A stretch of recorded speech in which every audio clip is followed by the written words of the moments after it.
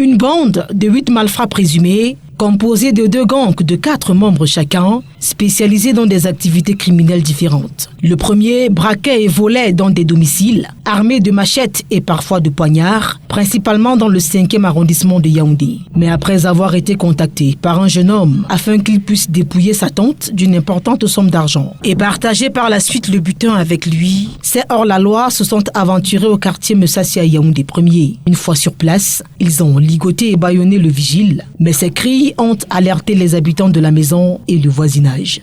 Et c'est comme ça que les malfrats qui étaient déjà à l'intérieur d'une concession, entourés d'une barrière, se sont sentis en insécurité et ont fui. Emportant avec eux les téléphones du gardien et les effets qu'ils ont pu trouver à l'extérieur. Mais ils n'ont pas pu pénétrer à l'intérieur. Dans leur fuite, malheureusement, ils ont laissé tomber un téléphone. Donc lorsque les victimes ont déposé plainte chez nous et qu'on a fait le tour, on a pu trouver ce téléphone. Et c'est à partir du téléphone que nous avons pu retrouver tous les 4 membres du gang, l'un après l'autre.